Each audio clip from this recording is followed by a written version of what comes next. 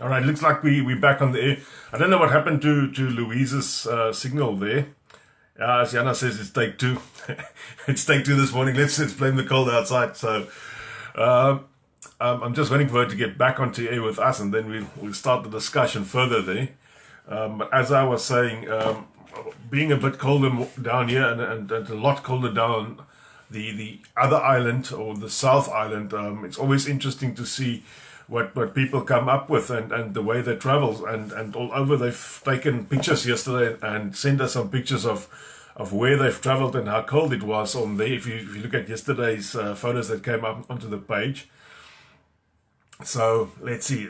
Let's try Louise again. All right, we're busy adding her. As Jana says, OBS would work. Yep, OBS would be the right thing. Louise, let's see if we can get some sound from you there this morning. Okay, let's go. Okay, That sounds so much what I better. was, does it sound better? Much Okay, better. Let's so go for it. yay. Okay, so good morning, everybody. Good evening in Safaland, hometown. So what I was saying before is that I started in recruitment in March 2019. So I'm still very young in the market. My background is purely marketing and sales. I've been in the media industry for most of my working life, and coming here, we know a boer maak 'n plan and you've got to adapt or die. So I think firstly you become a chameleon. So I'm in the recruitment industry and I can tell you that I'm loving it. Sometimes when the doors close, it's because something else is, or something better is waiting for you on the other side. So I started with a company called Advanced Personnel, and they look after very much the civil construction, engineering, anything between a laborer and a project manager or quantity surveyor or a welder. Um, so Where a are lot they of the guys, situated? they are situated nationwide, head office in Christchurch, Okay. but I'm actually based in East Tamaki, which is the south of Auckland, probably about 20 minutes outside of Auckland. All right. All right. Um, So, so do you can want I to ask you a ask me question? something? Yes, please do. What is the most average question that people ask you? When can you find me a job? I need to leave. I need to leave. And Uh, so I feel,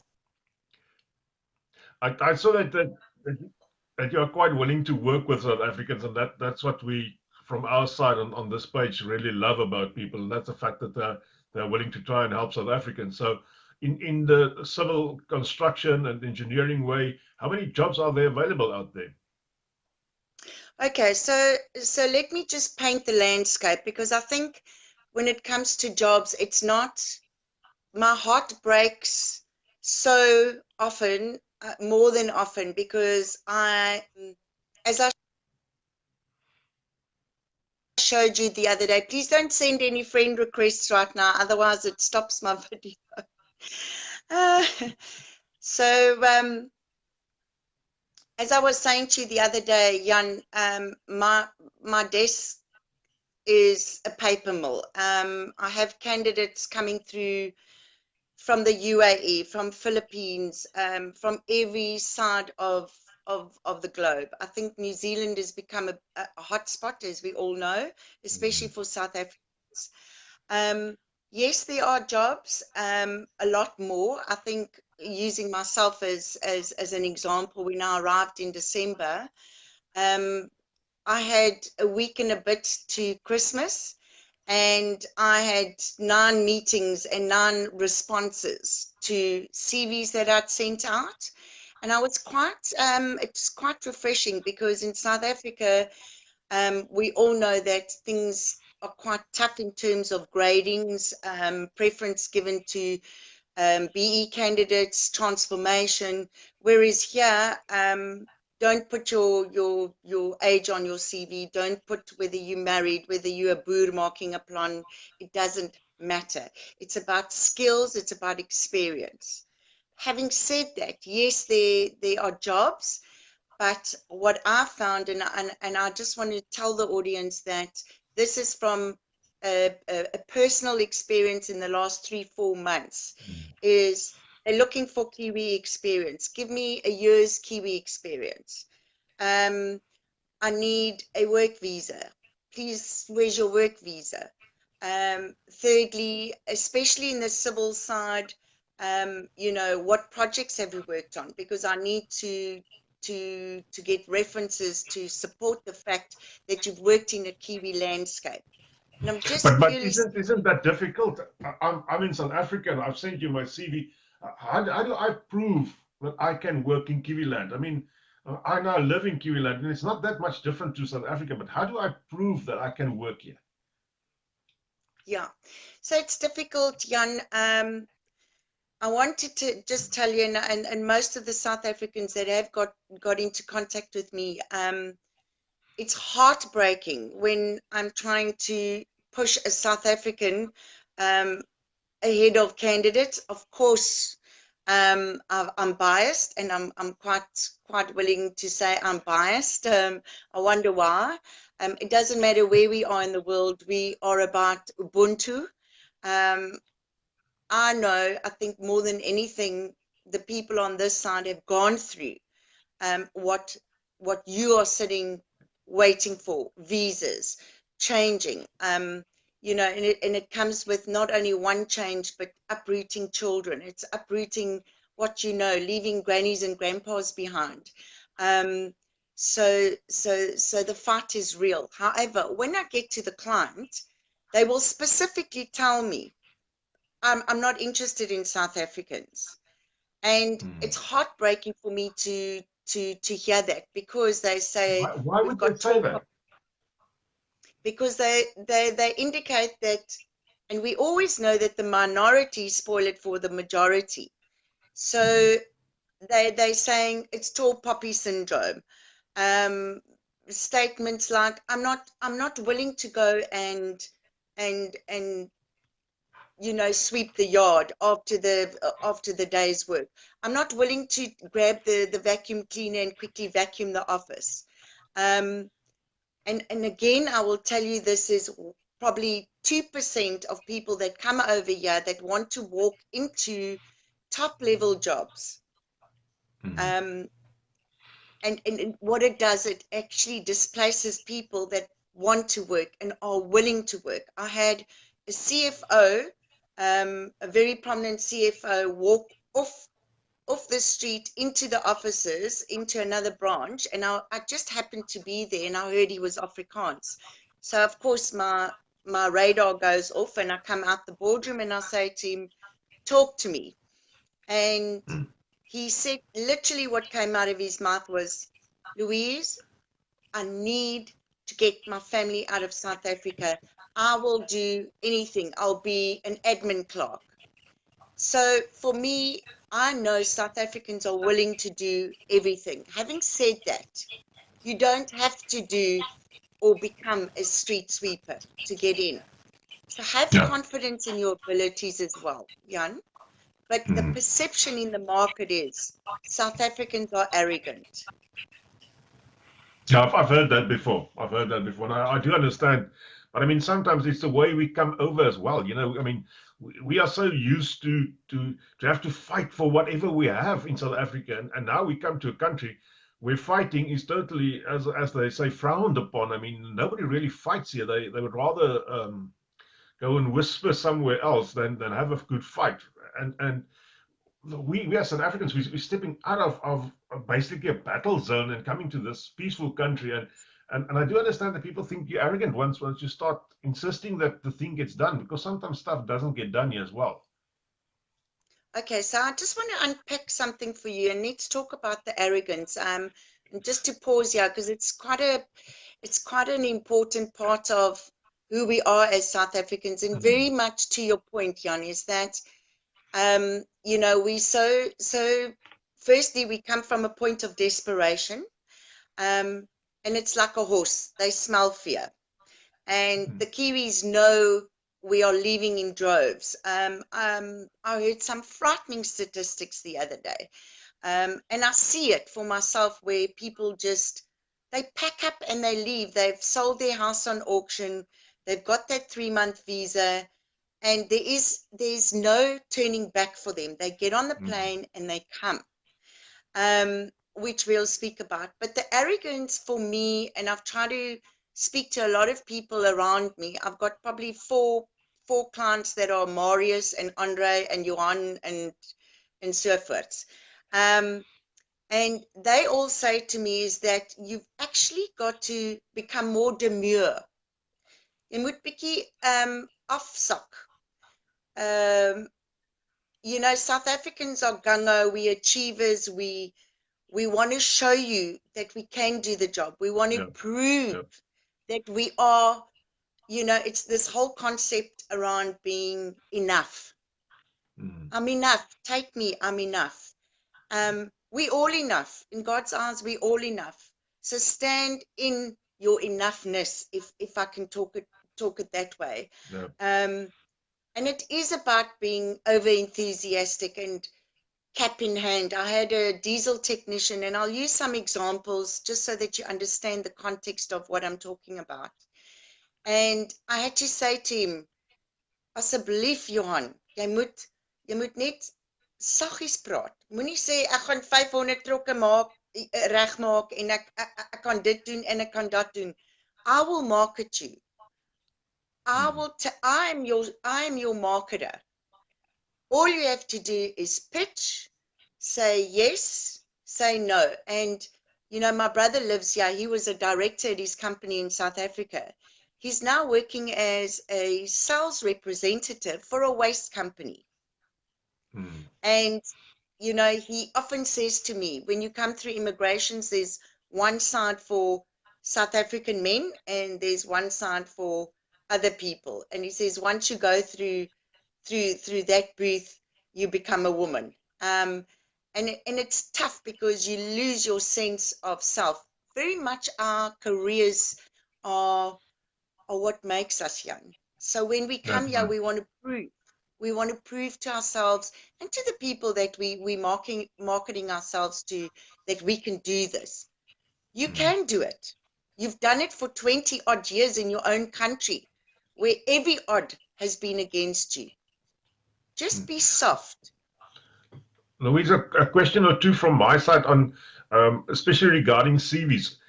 If somebody sends you a CV, what do you want on that CV? Because that's quite important as well. I mean, I do understand that you don't have to put on your age and where you live and so on, but what do you want on the CV?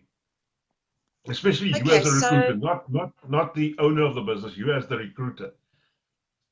Look, the owner of the business, let's just start there, is, he sees millions of CVs. Firstly, I'm going to say to you, just from our point of view, I will receive a CV like I did yesterday. I had to get it off to the client. I literally copy and paste what I need and I clean it up. I do it into my format, which is very simple. It's the candidate's name. I like to interview people, so I'll do a Skype interview first before I present you.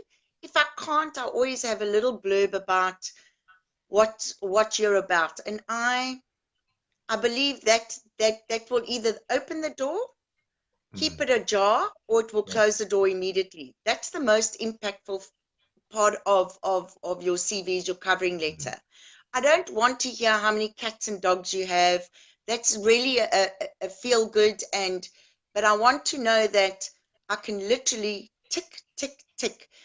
Have you got the skills? Have you got the qualifications? What's your work visa? What is your status in terms of, am I coming to do an LSD trip, look, see, and decide? Or am I here and I'm saying I can start tomorrow? Okay. So it's a difficult one. So really just succinct. This is who I am. This is why you need to employ me, because I have what you want. So it's about saying matching brand to product. And then furthermore is keep it very, very, very, very brief. a maximum a page and a bit. So literally starting with the last position first, company, position, date, reason for leaving. Immigration.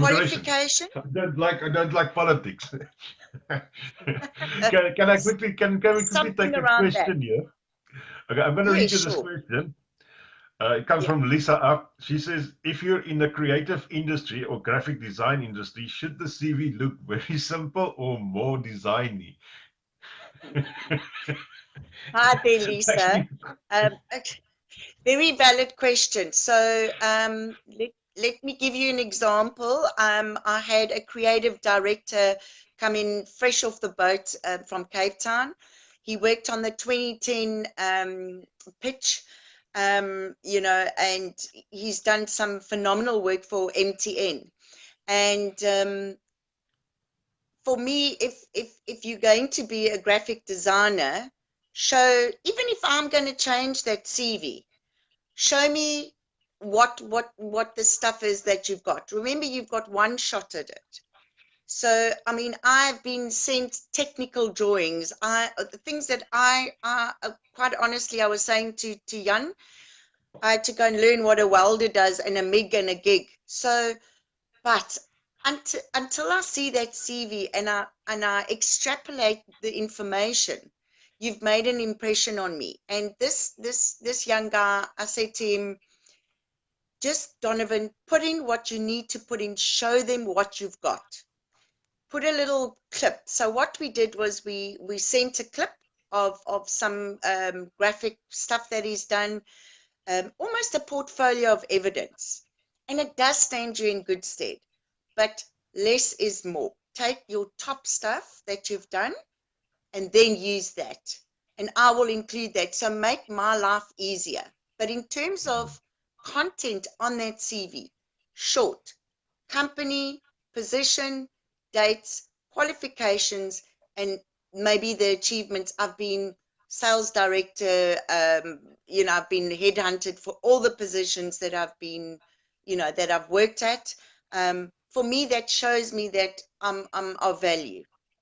okay. I'm an And, asset to a company. what do you charge the person to recruit for them? Is there a fee? Okay, nothing. Nothing. All right. Another question that came up. Would you advise a person to be in New Zealand to secure a job offer, or can one do it while in South Africa? This comes from Lizelle. Lizelle. Okay, so Lizelle, thanks for your question. It's a very tough one. I mean, I debate this all the time with the South Africans that are currently here. Um, it's the luck of the draw. Let me use a case in point. I have a young guy at the moment called Jacques, and he's in the country. He arrived last Saturday, and he phoned me. He's in sales and marketing, and he said, Louise, I'm just coming out here and I'm just going to send out my CV. And he said he sent his CV out yesterday. By yesterday, over 100 people received his CV. He's at the point where he wants to give up. And I'm going, you've been here 1 week. So yes and no is the short answer. I had another guy from HSBC, a top analyst, who left his family for 4 weeks. Okay, so firstly, it's time spent away. You've had to take extended leave. It's 10 to 1, 10 in our favor. For the first time ever, I'm so grateful for not being in South Africa earning $1. And thirdly, the chances are it's Russian roulette. So with Jacques, he sent 100 CVs over. He connected with me. I said to him, I'm not in the area of expertise where you've come from. But the fact that he's spoken to me, I went into a client yesterday afternoon and I said to the client, so talk to me about your business. Where do you look at sales? Is it only, the tradies that you look at? And he said to me, oh, well, I've got this and, I'm not quite sure. And I said, hey, what about sales? I've got a fantastic candidate that I can put on the table for you. And he said, come to think of it, he said, I'm going over to my other branch and just flick me the CV. You'll hear that word. Just flick me the CV. And already, I mean, it's my first meeting with him, but I now don't even say South African. I mean, the fact that I'm South African, it stands to reason that I'm going to push South Africans. But I don't lie, but I also don't always tell the full truth. I go, I've got a fantastic candidate. You can start tomorrow. I'll sort out whatever you need to sort out. Let me take the headache away. So in a Yeah. nutshell, yes and no. I think it's the luck of the draw, Lizelle. Um, it is better to be here because I think as a Skype, I can look into your eyes. I can sell myself better when I'm face to face with you. Mm. And However, I think also that the selling yourself while you are here is better because it shows a bit of commitment. That's just my thoughts. I know people get jobs from yes, South Africa, but being here on the yes, ground, it says I am here. I'm willing to come. It's not I'm sitting in South Africa. If you give me the right job, probably I will come. It's also a bit yes. of being here. I just got another one or two questions. We need to or end soon. Um, do women find easier work than men? What do you think? um, I don't think it's a male female situation. I think it's a skills issue. I know of engineers that have been poached from South Africa, where one company has actually flown out to South Africa and gone, we need engineers. There's 20 spaces for engineers. We'll take engineers. Mhm. So it's all dependent on skills. So again, go back onto your accredited list, hone in on the companies that are will help you to get from work to residency. Um, make sure that your skills are sought after. Um, and if you need to change industries or change your CV, do it. My CV is all media and marketing, but for 23 odd years, I've had to recruit good staff. So I changed my CV completely to say, people, I can sell your product. I mean, I had to go in strategically with a completely different angle. So we are resourceful, we versatile, don't give up, but also don't spend heaps of money. I have people that tell me they're sitting at 400,000 that they've already spent. To get that money back in this country it's years of work. So please Mhm. be diligent with your money. Ask. Jan is amazing, and I will salute you, Jan, because to be able to come onto a live chat and ask the questions instead of having to feel out for yourself makes a huge difference. No, thanks a lot. So ask the Um, questions. just one or two things. I just want to bring Vanita into this whole thing, except being gender bias and so.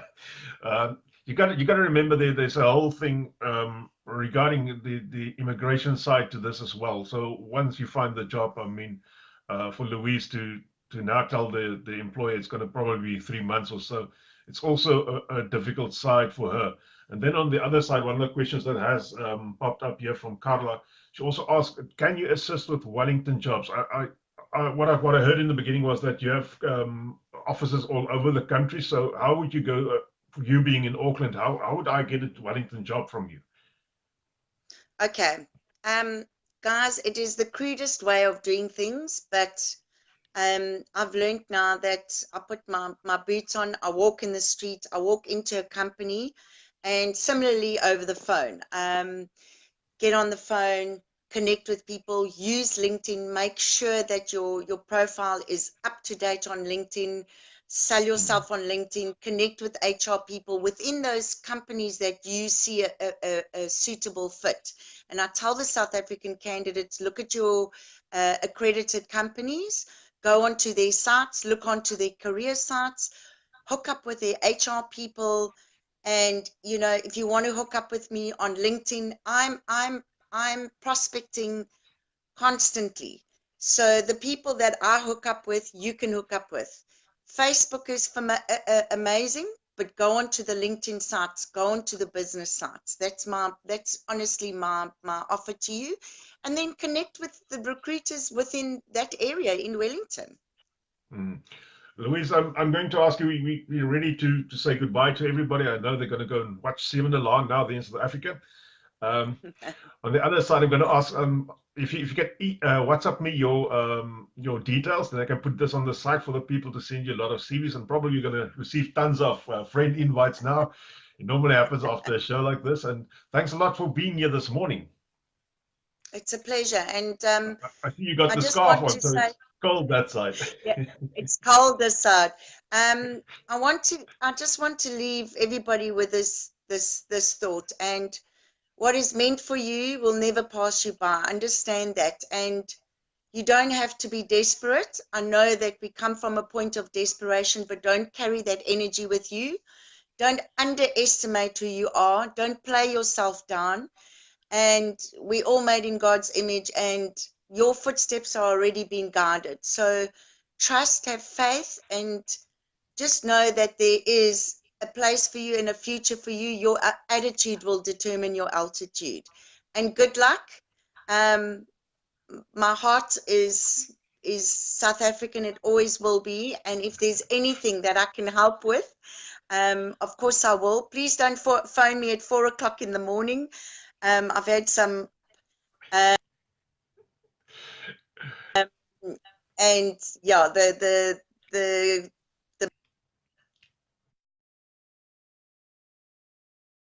You're cutting out there, but now, so it's time for me to say, guys, we love you, and I'm going to leave you all now. Go and look at. I see Getroud met Rugby. My name is Jan. I'm from. Thanks for your time this morning. Have a lovely evening in South Africa, and stay safe, guys. Until next Wednesday evening, South African time, 8 o'clock.